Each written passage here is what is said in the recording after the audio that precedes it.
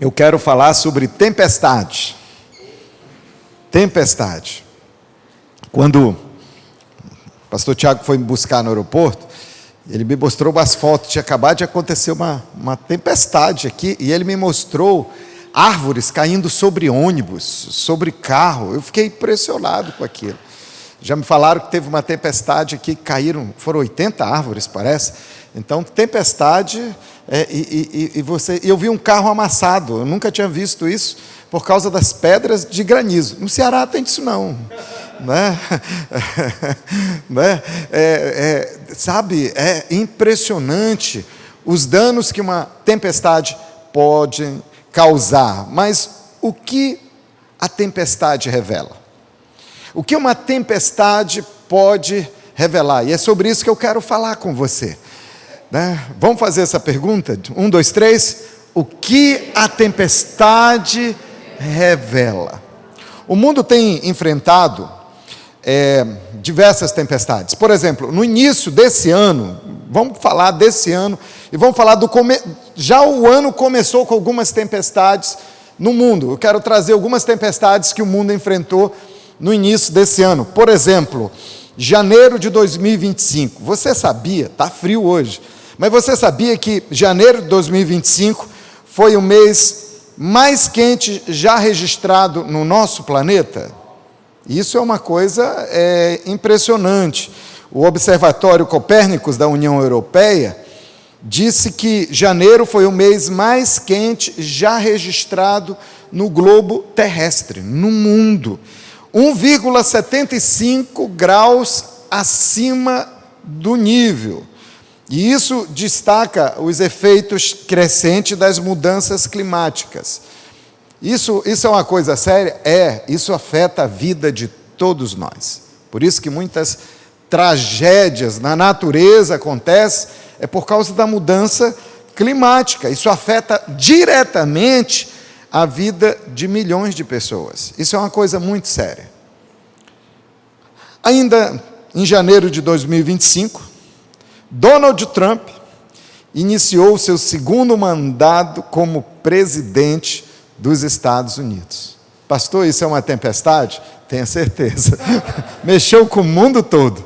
Muita gente ficou com medo, muita gente ficou abalada, muita gente ficou com raiva, né? E esse segundo mandato do Trump trouxe muitas preocupações sobre possíveis desestabilizações no cenário mundial, principalmente em relação à economia global e às guerras em andamento, né? Gaza, Ucrânia, instabilidade política. Isso mexe com muita coisa, isso mexe com o mundo. 7 de janeiro de 2025, eu creio que você viu essa notícia. Foi um terremoto de magnitude 7,1 que atingiu o Tibete, lá no condado de Tingre.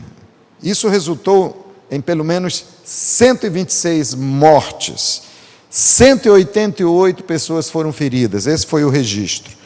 O tremor também foi sentido em países vizinhos, Nepal, Índia. Isso trouxe pânico, isso trouxe destruição em várias regiões. Vamos falar um pouquinho do Brasil, aqui pertinho de vocês, as enchentes no Rio Grande do Sul. Ah, pastor, isso foi ano passado. Foi ano passado. Mas as consequências dessas enchentes ainda são sentidas agora em 2025. Se você der uma voltinha nas cidades que foram atingidas, tem muita coisa ainda para ser reconstruída. Você sabe o resultado dessa catástrofe? Afetou cerca de 2.400.000 pessoas, em 478 municípios. 183 pessoas preciosas perderam as suas vidas. E mais de 442 mil desabrigados. É muita gente sofrendo. É uma tragédia. E isso deixou um rastro de destruição que é sentido até agora. E mais recente, o escândalo das fraudes do INSS. Pastor, você parece jornalista. Eu sou formado em jornalismo mesmo. Estou dando notícia hoje. O escândalo das fraudes. Em abril de 2025, a operação Sem Desconto revelou um esquema de desconto indevido em benefícios de aposentados e pensionistas do INSS. Um prejuízo estimado de 6,3 bilhões de reais. Eu acho que isso é só a pontinha. Essa conta é mais alta, viu? Mas isso é o que tem sido estimado até agora. Pastor, eu vim para a igreja hoje só para receber. O evangelho não é as boas novas, né? As boas notícias. E o senhor começa com um bocado de notícia ruim. Eu vim aqui para ouvir coisa boa, para sair com o coração cheio de esperança. O que é isso? Vou dizer o que é isso. Isso é a vida em meio às tempestades. Isso é o mundo que nós vivemos em meio às tempestades. As tempestades são muito maiores. Eu só pincelei. Coloca o próximo slide, por favor.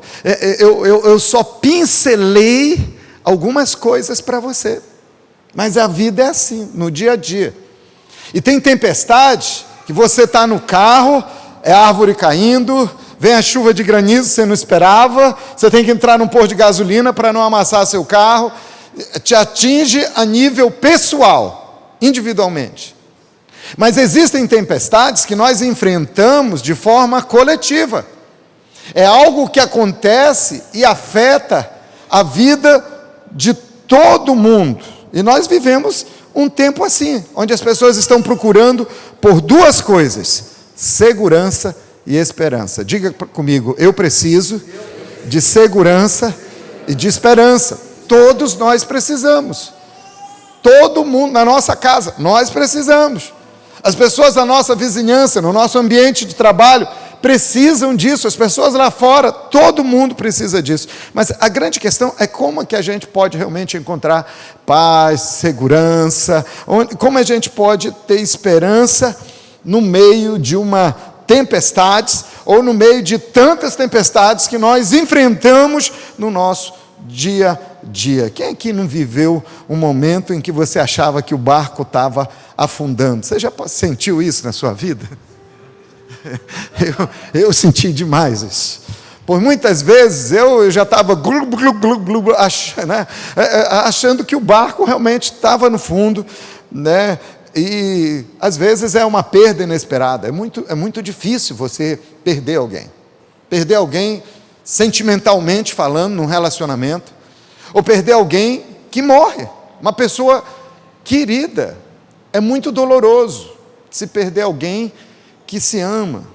Às vezes, a perda é um divórcio, uma separação. Isso é doloroso demais. As crianças sofrem, todo mundo sofre. Às vezes é um diagnóstico médico. Nós estamos orando em Fortaleza por uma irmã que está lutando para vencer um câncer. Tem sido uma dor para toda a família, e a nossa igreja está orando e crendo no milagre na vida da nossa irmã.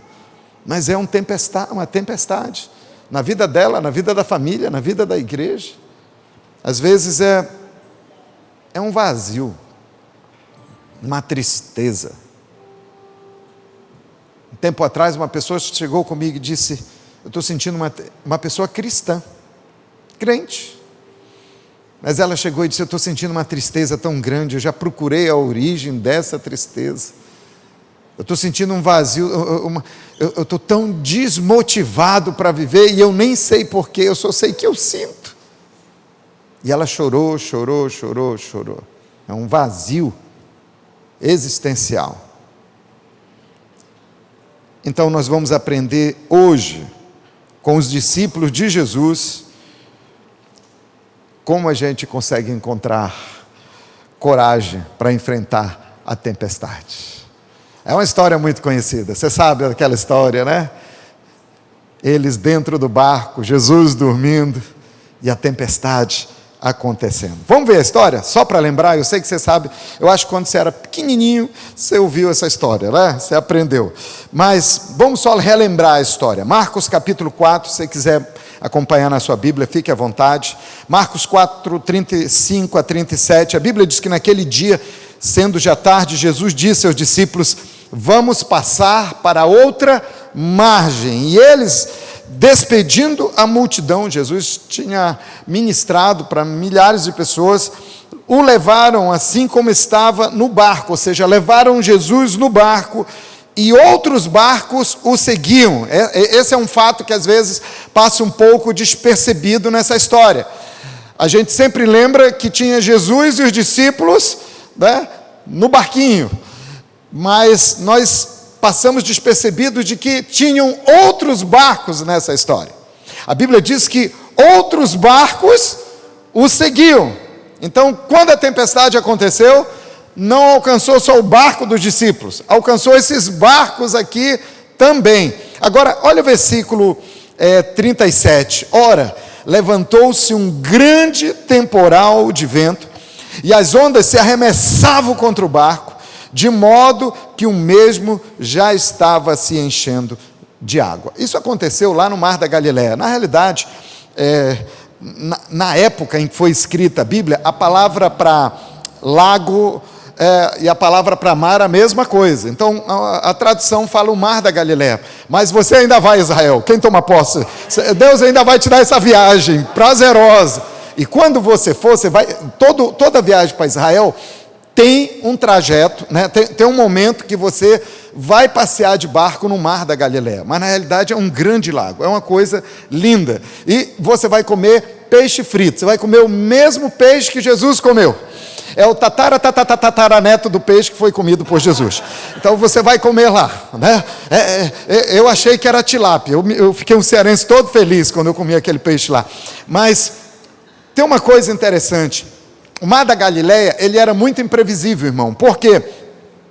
Por causa da geografia. Então, era comum ter tempestades repentinas. De repente, uma tempestade, porque o Mar da Galileia estava abaixo do nível do mar e era cercado por montanhas. Então era um ambiente muito propício para tempestades repentinas. Agora eu queria lembrar uma coisa para você.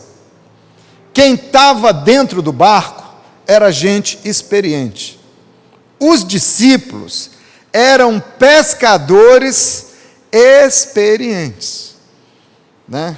Aqui, por exemplo, né, tem o pastor Adriano, ele me mostrou o tamanho dos peixes que ele pega. Eu digo, meu Deus, da próxima vez pesque uns 2 dias antes de eu chegar, irmão, eu quero comer esse peixe. É impressionante. Ele é um pescador, né, experiente. Quem estava dentro do barco não era gente que está entrando num barco de primeira viagem. Isso é uma coisa interessante de você pensar. Os discípulos eram pescadores experientes. Eles eram acostumados com tempestade. Aqueles discípulos, eles estavam acostumados de estar em alto mar, estar pescando, e de repente vem um vento forte, uma tempestade. Eles sabiam manejar o barco.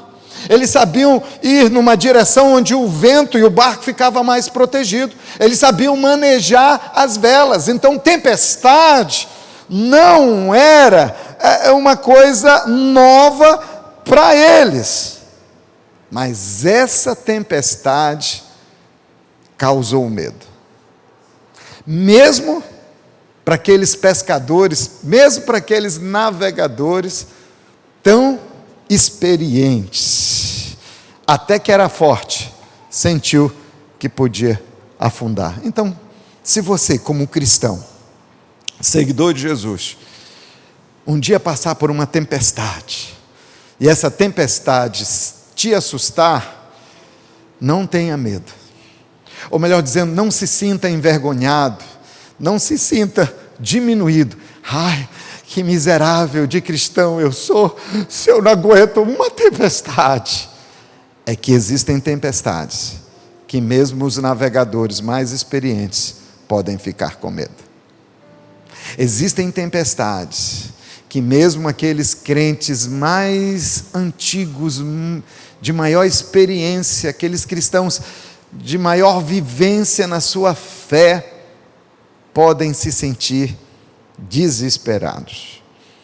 Agora, outra coisa interessante para a gente notar é porque eles entraram nessa fria. Por que eles enfrentaram essa tempestade? Isso quebra outro pensamento. Algumas pessoas dizem, olha, crente não passa por isso não. Cristão não passa por problema não. E aí começa a julgar os outros. Porque a pessoa está passando por um momento difícil na sua vida, um momento de tristeza, de decepção, de angústia, de provação dentro da família, ou passando por um problema de saúde. Aí os fariseus da igreja olham e dizem, deve ter um pecado escondido aí. Aí tem, por quê? Tem brecha, o irmão está dando brecha. Porque se estivesse andando mesmo em santidade com Deus, não estaria passando por isso. Então fica, quando vê um cristão, alguém passando por um problema, ele começa a julgar, começa a achar que tem algo errado na vida do outro, no relacionamento com Deus do outro, sabe? Isso é uma coisa que vem do fundo do inferno, irmão. O nosso sentimento tem que ser de compaixão, o nosso sentimento deve ser de amor, o nosso sentimento, como disse o Tiago aqui, tem que ser de intercessão, da gente orar, da gente comprar aquela briga para a gente em oração, intercessão. Eu vou ver meu irmão vencer essa tempestade. Você sabe porque os discípulos estavam ali, naquela tempestade? Porque Jesus colocou eles nessa tempestade. Você sabe por que eles estavam ali da tempestade? Porque eles obedeceram um comando de Jesus. Quem disse, entra, vamos para o outro lado? Quem disse, entra no barco e vamos para o outro lado? Foi Jesus.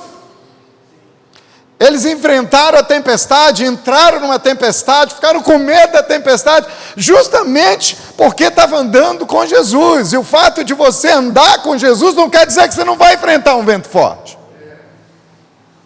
Então também quebra aquela coisa de que Jesus está fora do barco. Ah, não, eu só estou nessa tempestade porque Jesus... Não, Jesus estava dentro do barco. Foi Jesus que convidou eles para irem para o outro lado. E Jesus tinha algo em mente quando pediu para eles irem para o outro lado. Mas é justamente porque Jesus está no seu barco que você vai enfrentar algumas tempestades.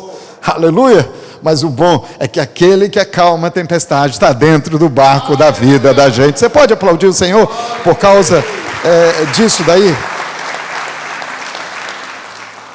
Jesus sabia ou não sabia da tempestade, gente? Claro, onisciente. Jesus sabia de tudo. Mas ainda assim levou os discípulos para lá. Ainda assim ele permite às vezes que algumas tempestades aconteçam. Às vezes, olha só, colocamos isso no telão, pode avançar. Às vezes, Deus não impede a dor, mas usa a dor para te moldar. Deus usa as tempestades como um cenário de transformação na vida da gente. Então, no início nós perguntamos, para que serve a tempestade? A tempestade serve para nos moldar. A tempestade serve para transformar a vida da gente. Da tempestade, por fora, você sai todo descabelado. O vento vem, a escova acaba, você sai com o cabelo assim. A roupa toda molhada, você sai estraçalhado. Mas por dentro você sai revigorado, transformado, enriquecido pela presença de Jesus. E a Bíblia fala aqui em Marcos 4,38 que Jesus estava na polpa, dormindo sobre o travesseiro. E é assim que muitos se sentem, né? Ah, vento forte e Deus não faz nada por mim. Aí lembra dessa passagem, não, é porque Jesus costuma dormir na hora da sua tempestade. Na realidade, Jesus estava provando a fé dos discípulos. Mas ele não estava ele não estava lá, um olho aberto, outro fechado. Não, ele estava dormindo mesmo, gente. Ele não estava mentindo, ele não estava fazendo faz de conta, não. Se você olhar a agenda de Jesus dali para trás, meu Deus, você vai ver que ele vinha num ritmo alucinante. Servindo pessoas, curando pessoas, aconselhando, pregando, impondo as mãos sobre os doentes, libertando os cativos do diabo. Jesus vinha em uma agenda muito puxada, e quando ele viu, nossa, vou ter um tempinho aqui de descanso, é a hora de passar para o outro lado, pegou o travesseiro e dormiu. Mas isso não quer dizer que Deus dorme. nas situações difíceis da sua vida. Salmo 121:4 diz que é certo que não dormita nem dorme o guarda de Israel, aquele que guarda a sua vida. Então entenda algo aqui, que o sono de Jesus não era descaso, mas era domínio. Só dorme na tempestade quem tem domínio sobre a situação. Então não era um descaso com os discípulos. Por quê? Porque Jesus estava em paz no meio do caos. Nem sempre Deus, você já parou para pensar nisso aqui? Nem sempre Deus responde as nossas orações do nosso jeito. Quando nós oramos, geralmente a gente já tem na cabeça a forma certa de Deus responder as nossas orações. Não é assim? Não é? Deus, eu quero casar, mas eu já tenho aqui a resposta para Deus. Eu quero casar, Senhor, mas eu já sei. Eu quero uma mulher loira, inteligente, né? Eu quero aquele rapaz forte, musculoso, inteligente, né? Você já tem o perfil, você já tem a resposta. Você está orando por finanças, você está orando por saúde, você já tem o perfil, o jeito da resposta. Mas você já parou para perceber que algumas vezes Deus não responde do jeito da gente? A gente pede de um jeito, Deus responde de outra forma. Então, nem sempre Deus responde do nosso jeito, mas nunca perde o controle. Isso não quer dizer que Deus desceu do trono, que Deus esqueceu você. Ele não esqueceu de você, mas Ele tem um jeito certo de responder, porque Ele sabe, na essência, o que eu e você realmente precisamos. Então, às vezes, parece que é silêncio. Silêncio. Agora, deixa eu dizer uma coisa. Não confunda silêncio de Deus com ausência de Deus. Não confunda, diga comigo, não confundir silêncio com ausência.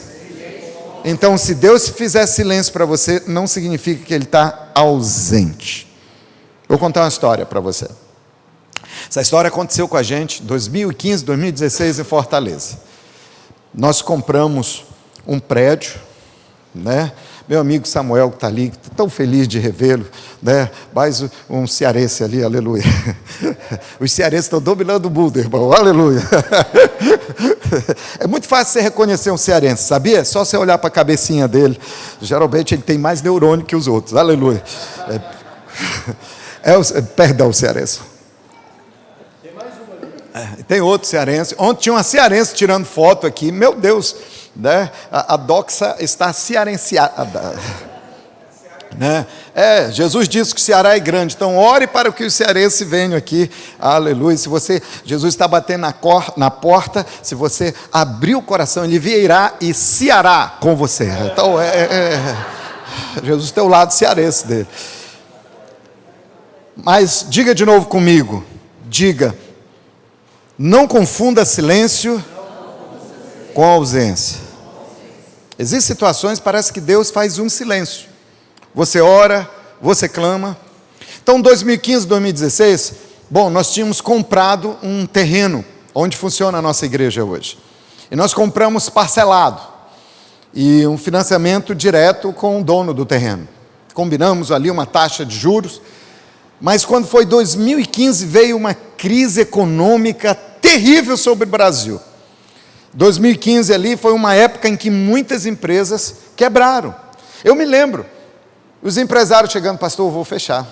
Pastor, eu vou demitir tantos. Pastor, estou refinanciando uma dívida. Pastor, meu Deus, foi uma crise enorme. As entradas da igreja começaram a descer. E a parcela que a gente pagava, naquela época, se eu não me engano, era 160 mil todo mês que a igreja pagava. Você já pensou? É claro, todo mundo tinha seu carnezinho, era uma coisa que a gente fazia junto. E aí, de repente, a gente já não conseguia mais pagar. E a gente estava perdendo o nosso terreno. E aí, o que nós fizemos? Resolvemos buscar ao Senhor. E ali Deus falou. Nós pegamos a pastorada, eu falei: gente, vamos para um sítio. E 3 dias orando, jejuando, só tomando água. Vamos clamar ao Senhor. E eu acho que foi no 2º dia, um pastor chegou e disse: pastor, eu tenho certeza que Deus falou. Aí reunimos a equipe e testificou no coração de todo mundo: Deus falou conosco. Está lá em Isaías 43. Deus disse: esqueçam o que passou, eu estou fazendo algo novo. Deus disse: eu vou abrir um caminho no deserto, eu vou trazer um rio no ermo, no lugar abandonado. Aí nós falamos: yes! Deus disse: está pago o terreno. Pegamos aquela palavra e falamos: está pago. Só que, irmão, passou um mês, 2 meses, 3 meses, e nada do dinheiro aparecer. A gente não conseguia pagar o terreno. Nós chegamos a sair para procurar o terreno, porque a gente ia perder o terreno. E aí, nós tivemos que ir para a justiça. E o nosso advogado disse: olha, é melhor vocês entrarem logo com um pedido de distrato, porque aí, se vocês entrarem com o pedido de distrato, pelo menos vocês recebem aquilo que vocês pagaram de volta, porque a gente já tinha pago muito, né? Eu mesmo, e toda a igreja, todo mundo, me lembro, pastor Eibe deu uma casa, deu carro, eu também dei uma casa, dei carro, outros irmãos deram carro, outro irmão deram motocicleta, gente que deu terreno, gente que deu, sabe, todo mundo na igreja desesperado para pagar aquela dívida, a gente não conseguia pagar aquela dívida. Teve uma época, eu estava viajando, eu estava no interior, e eu recebi uma ligação do meu pastor, de madrugada. Ele estava nos Estados Unidos, junto com a nossa liderança internacional, e a pastora Rebeca estava junto, o pastor Eibe, e eles telefonaram, de madrugada. O pastor Eibe telefonou, e ele disse: Sandro, eu tenho uma coisa fantástica para te falar. Aí eu fiquei pensando, quando tocou o celular, eu digo: rapaz, isso aqui, a gente já fica pensando em tempestade, né? Alguém liga de madrugada, será que é notícia boa? E ele liga: eu tenho uma notícia boa para você. Eu digo: ai, que alívio, notícia boa. Eu estava no interior ali do Piauí, gente, era de madrugada, numa pousada lá, eu estava ministrando em alguma igreja, na obra missionária lá. Aí ele fala: eu tenho uma notícia fantástica. Eu digo: legal, compartilha. Ele diz: pois é uma coisa, você não vai acreditar. Eu digo: não, se você falar, eu acredito. Ele diz: mas você quer saber mesmo? Eu digo: olha, é de madrugada, por favor, não faz suspense, fala logo, pelo amor de Deus. Ele disse: nós recebemos uma oferta para pagar o nosso terreno. Ele disse: nós recebemos uma oferta de $1 milhão. Meu Deus, que coisa tão forte para a gente. E aí, irmãos, nós já estávamos na justiça. Então, um irmão lá na América, que tem um coração tão generoso, um empresário que tem o reino de Deus no coração, apoia fundação de igrejas, ele ama a igreja local, ele ama construir igrejas, ele ama ajudar igrejas, soube da nossa aflição e disse: pois eu tenho uma oferta. Eles lá na América, e eu lá no interior do Piauí, a gente pelo ligação de WhatsApp, nós dois ajoelhamos e agradecemos a Jesus. Mas aí vem um problema, Tiago: como trazer esse dinheiro da América para cá? O banco que nós trabalhávamos há 35 anos chegou e disse: não consigo fazer o câmbio. A casa de câmbio que nos servia também disse: não conseguimos sair o câmbio. Um dos maiores bancos do Brasil, onde que nos servia, o gerente foi lá pedir desculpa e disse: olha, o banco disse que não tem interesse em fazer esse câmbio. É que naquela época, houve o governo americano fez um acordo com diversas nações do mundo para privar as passagens de dinheiro da América para outras nações. Por quê? Estava tendo muita lavagem naquela época, né? Para tráfico de armas e drogas. Então era muito difícil. E aí, até que uma irmã da nossa igreja, que é gerente num banco muito conhecido no Brasil, ela disse: pastor, eu trabalhei com câmbio 8 anos, o senhor deixa tentar? Eu trabalhava só na área, gerente de pessoa física, mas justamente agora, 2 semanas, me transferiram para ser gerente de pessoa jurídica. Então, posso trabalhar com a conta da igreja. Eu disse: pelo amor de Jesus Cristo de Nazaré, com muita oração, cuida desse negócio. E nós reunimos com o diretor do banco, e aí começaram a pedir documentação toda juramentada, né? Aquela coisa, a fonte do dinheiro, como o doador conseguiu o dinheiro. E irmão, Faltava 2 meses, porque o juiz marcou uma audiência para a gente fazer o pagamento do terreno e seria em 60 dias. Faltava 2 meses e a gente tinha o dinheiro e ao mesmo tempo não tinha o dinheiro, porque o dinheiro não conseguia vir para o Brasil. 2 meses, que aflição. E manda a documentação, e volta a documentação, e manda a documentação, e volta. Aí eu perguntava para a gerente do banco, e aí, quando é que vai sair o dinheiro? Ela disse, a qualquer momento, a qualquer momento. E ela estava aflita, ela orava, jejuava, ela chorava. Faltava 2 semanas para a audiência, meu Deus, cadê o dinheiro? E o advogado, nosso pastor, está indo tudo bem, né, na transação, no câmbio. Eu digo, tá, em nome de Jesus, vai sair até o dia do pagamento. Mas aqui dentro eu estava aflito. Faltava 2 dias, 2 dias, Tiago, e nada da gente ter o dinheiro. Na véspera, a gente tinha uma conferência, daquelas que você foi muitas vezes, para pastores e líderes.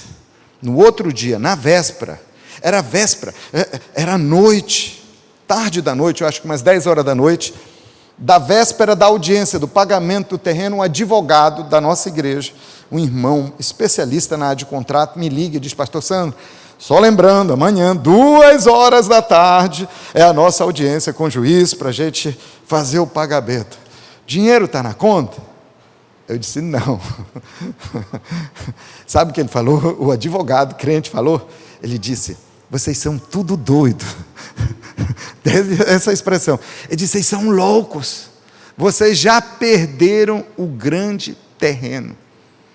A propriedade da igreja. Vocês perderam. Vocês são loucos, que loucura! Irmão, aquela noite foi longa. E eu orava,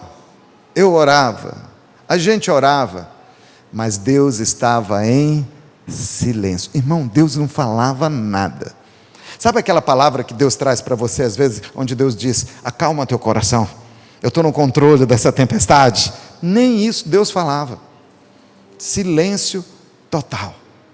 Chegou o outro dia, 9 horas da manhã, estava começando a nossa conferência, alguém traz um telefone para mim e disse, é a nossa irmã, é a gerente do banco. Aí ela pega, eu atendo o telefone e ela fala bem firme comigo, pastor, como é que o senhor faz o negócio? Desce, eu quero falar com o senhor não atende o meu telefone. Eu disse, calma irmã, tá centenas de pastores de fora aqui, a gente está numa conferência, eu nem ligo para telefone. Ela disse, saiu o dinheiro, saiu o dinheiro, né? Não, é porque eu vou bater, mas eu gosto disso, porque eu fiquei assim na hora, aleluia. Ela falou assim, por favor, pede para o Agnaldo, digamos, o administrativo, pede para o tesoureiro vir aqui no banco, porque nós precisamos negociar a taxa de câmbio. Quando deu 12:00, ele me liga, está na conta. 2 horas da tarde, eu estava à frente do juiz, junto com o advogado. E sabe o que aconteceu? O juiz me chamou num cantinho lá na sala de audiência. Ele me chamou aqui e olhou, para ninguém ouvir. Ele disse, pastor, me diga uma coisa. Ele olhou bem nos meus olhos, falou baixinho para ninguém escutar. Ele falou assim, vocês têm mesmo esse dinheiro? Eu olhei para ele, deu vontade de gritar, temos sim. Assinamos e pagamos. Quando eu entrei no carro, parecia um sonho, e eu acho que esse foi o sentimento dos discípulos. Parou a tempestade, eu disse, meu Deus, o vento cessou, o barco parou de balançar, meu Deus, sabe, eu queria me beliscar, acabou, nós pagamos. Passaram umas 2 semanas, e eu vim conversar com o Senhor sobre isso. E eu fiz uma indagação a Deus. Até aqui, silêncio, Deus não falava. E eu perguntei, Senhor, me explica uma coisa. Foi maravilhoso tudo que aconteceu, meu coração agora que está acalmando. Mas Deus, por que esse dinheiro não saiu 2 meses antes? Por que não saiu 2 semanas antes? Ou 2 dias antes? Mas saiu 2 horas antes. Aí Deus voltou a falar comigo. Sabe o que Deus disse? Ele disse: é para você aprender a confiar em mim, Sandro. Porque quando eu prometer uma coisa, eu vou fazer, nem que seja 2 horas antes. Agora sim, você pode aplaudir, está liberado.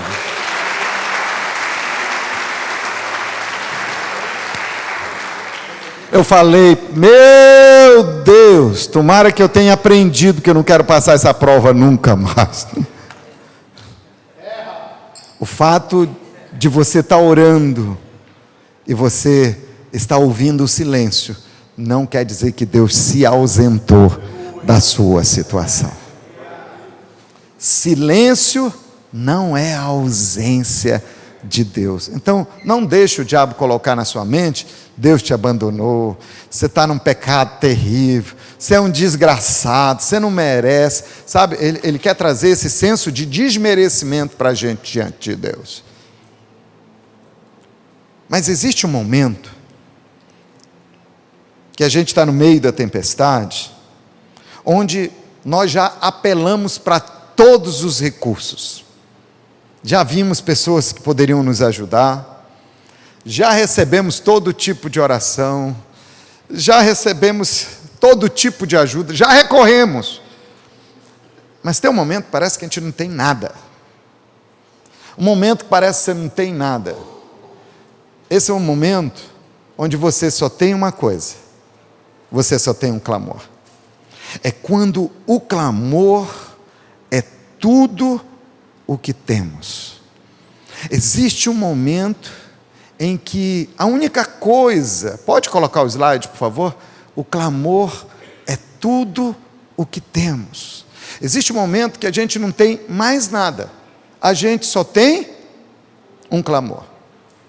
Onde o clamor, quando o clamor é tudo que nós temos. Marcos capítulo 4, versículo 38 e 39. A Bíblia diz que os discípulos o acordaram e lhe disseram: mestre, o senhor não... Olha a pergunta dos discípulos: o senhor não se importa? Porque silêncio pode passar essa imagem de que Deus não se importa. Mas ele diz aqui: o senhor não se importa que pereçamos? O senhor não se importa com o que eu estou sofrendo? Deus, o senhor não se sensibiliza comigo? E ele, despertando, repreendeu. Interessante, ele não repreendeu os discípulos, ele não repreendeu a fé, ele repreendeu a situação. Isso mostra que Deus se preocupa mais com a situação do que com as nossas atitudes erradas. Isso mostra que nós não recebemos por merecimento. Nós não recebemos porque fazemos tudo certinho. Você não é digno porque você é perfeito. Você é digno por causa do sangue de Jesus que está sobre a sua vida. E ele, despertando, repreendeu o vento, e não os discípulos. Ele repreendeu o vento e disse ao mar: acalme-se, fique quieto. Olha a palavra, a gente lê assim: acalme-se, fique quieto. Não, meu irmão, ali foi uma palavra de comando. Ali foi um grito que Jesus deu. Quem estava no... E sabe, o problema não era só no barco dos discípulos. Os barcos que estavam atrás, estava todo mundo enfrentando a tempestade. Então, quando Jesus dá esse grito, essa palavra de ordem, quem estava lá atrás, o vento levava o som, ouviu também: acalme-se, fique quieto. E a Bíblia diz que o vento se aquietou e tudo ficou bem calmo. Diga comigo: e tudo ficou bem calmo. Na hora do desespero, os discípulos mostraram como era a fé que eles tinham. E até duvidar se Jesus se importava da situação. Então, a fé que os discípulos tinham não era perfeita. Eles não tinham uma fé perfeita, mas tinham a quem clamar. Tinham a quem clamar. Então, tem momentos, gente. É por isso que Paulo encoraja os filipenses. Ele diz, é um texto muito conhecido, a gente vai lembrar aqui: mas não andem ansiosos por coisa alguma, mas em tudo, pela oração e súplica, e com ações de graça, apresentem seus pedidos ao Senhor. E ele diz que a paz de Deus, que é a paz que excede todo entendimento, ela vai guardar o meu e o seu coração e as nossas mentes em Jesus Cristo, nosso pensamento em Jesus Cristo. A Bíblia diz que ele vai guardar o nosso pensamento, ele vai guardar as nossas ideias, ele vai guardar a nossa mentalidade sã, ele vai guardar com um sentimento de paz. Então, irmão, entenda uma coisa: a paz não vem da ausência de problemas, mas da presença de Deus. Algumas pessoas acham que paz é aquele sentimento quando não tem problema com ninguém, né? Não tem problema no trabalho, não tem uma sogra pegando no pé, não tem doença, sabe? Está tudo bem, que paz. Mas a paz, ela vem da presença de Deus, onde você está cheio da presença do Espírito Santo. Diga: viver cheio do Espírito Santo, é isso que me traz paz no meio da tempestade. Talvez você pode estar aqui hoje e você seja um pai que está passando por um momento difícil, por causa do seu filho, ou da sua filha. Quem sabe amizades, quem sabe algum vício, não sei. Mas seu coração, talvez seu filho com crise emocional, viciado em tela, depressivo, quem sabe seu filho muito distante e você já não sabe mais o que fazer, você já tentou de tudo e a única coisa que você tem é um clamor, onde você ora a Deus e diz: Deus, onde foi que eu errei? Como é que eu resgato o meu filho? Talvez você é uma mulher que está aqui nesse culto e você se sente cansada de ter que ser forte o tempo todo, trabalhando, sustentando a casa, tendo todo o trabalho e precisando de fé e sozinha. E talvez você só tenha uma coisa, minha irmã, você só tem um clamor, onde você diz: Senhor, eu estou no meu limite, será que o Senhor ainda me vê?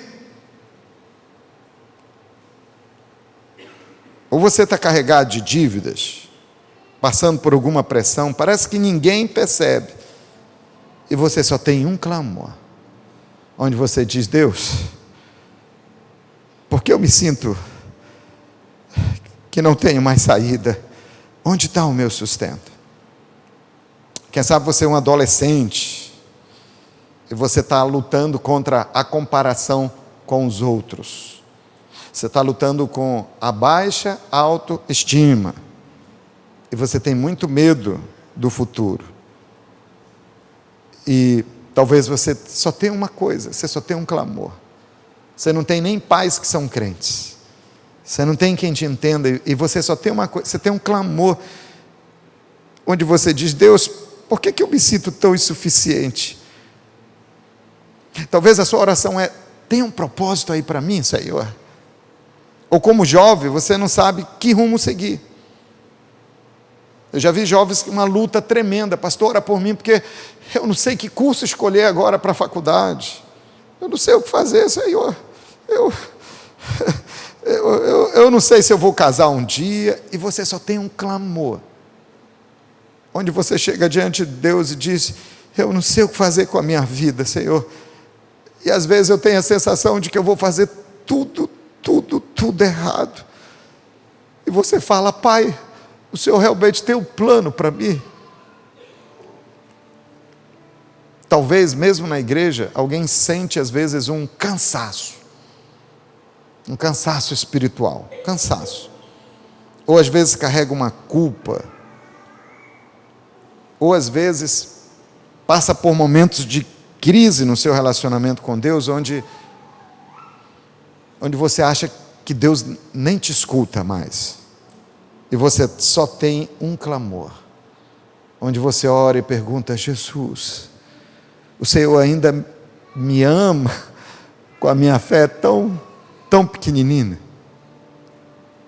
Irmãos, tem uma verdade aqui, é que Jesus acalma a tempestade exterior para confrontar a tempestade interior. Foi por isso que ele tratou com os discípulos da seguinte forma: eu vou cuidar da tempestade exterior, que, irmão, era duas tempestades, uma no mar, outra dentro do coração. Toda vez é sempre duas tempestades, é uma lá fora com a situação que a gente está enfrentando, e é outra que a gente enfrenta dentro da gente. Jesus perguntou: por que vocês são tão medrosos? Mas ele fez isso depois que ele acalmou a tempestade lá fora. Então ele pergunta: por que vocês são tão medrosos? Como é que ainda não tem fé? E você sabe qual era o maior problema de Jesus, o maior desafio de Jesus na tempestade? O maior problema de Jesus não era a tempestade lá no mar, era o coração dos discípulos. A maior dificuldade de Jesus não era para acalmar o vento, e não era para acalmar o mar, era para acalmar o coração e trazer confiança lá dentro. Isso é o mais desafiante para todos nós. Por quê? Porque o medo olha para as circunstâncias, a fé olha para quem está no barco.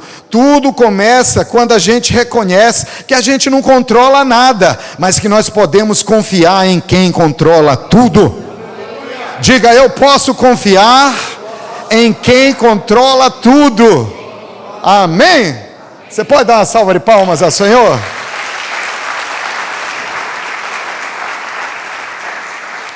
Meu precioso, adianta aí o slide, por favor, o próximo. Vamos ler isso aqui junto, gente. Amém? 1, 2, 3. O medo olha para as circunstâncias, a fé para quem está no barco. Tudo começa ao reconhecer que você não controla nada, mas pode confiar em quem controla tudo. Aleluia! Quando você está assistindo um filme na sua casa, com a família, quem é que fica com o controle remoto? A gente ama ficar com o controle remoto. Eu amo. Lá em casa, eu digo: passa o controle remoto para mim. O tipo de áudio, de voz, sabe aquele som do filme faz bom, bom, bom? Aí eu coloco lá. Sabe, o tipo de imagem, tem um tipo de imagem que eu gosto de controlar tudo. Quando minha mulher pega o controle, aí quando eu vejo já está num dorama. Por isso que eu mantenho, a gente gosta de ter o controle das situações. Mas a gente tem que confiar naquele que controla tudo. E aí os discípulos fazem uma pergunta. Os irmãos que estão nos outros barcos escutam o grito de Jesus e eles perguntam: e quem é esse? Quem é esse? Marcos 4,41. Possuídos de grande temor, eles diziam uns aos outros, dentro do barco, nos outros barcos, porque todo mundo viu o grito de Jesus e todo mundo recebeu a bonança, o barco dos discípulos, os barcos que seguiam, e todo mundo pergunta: quem é esse? Quem é esse? Que até o vento e o mar lhe obedecem. E em nome de Jesus, é essa pergunta que nós vamos ouvir aí fora. Sobre as nossas vidas, as pessoas vão perguntar: eu vi a tempestade que você passou, e quem foi que fez a bonança? Quem é esse? Quem é esse? Nós vamos dizer: é Jesus. Nós decidimos colocar Ele no barco da nossa vida, resolvemos colocar nossa confiança nele, resolvemos entregar, passamos o barco da vida para o nome dele, Jesus. E é para isso que a tempestade serve. A tempestade serve para revelar quem Jesus é. A tempestade revela quem Jesus é na vida da gente. Quando Ele acalmou o mar e quando Ele acalma as suas tempestades, Ele revela que Ele é o Deus Criador, que Ele é o Deus Salvador, que Ele é o Deus que te ama, que Ele prometeu: eu estarei com você todos os dias da sua vida. E aí Ele se revela e diz: eu sou o Deus que acalma as tempestades da sua alma. Eu sou o Deus que acalma a tempestade do seu coração. Por isso que eu amo o que o apóstolo Paulo nos diz em Colossenses 1:16 e 17. Ele diz: tudo, vamos ler junto comigo? Você pode ler comigo? Olha aí, 1, 2, 3. Tudo foi criado por meio dele e para ele. Ele é antes de todas as coisas, nele tudo subsiste. É Jesus. Paulo está falando de Jesus. Na tempestade, ele não somente está no seu barco, ele se revela quem ele é.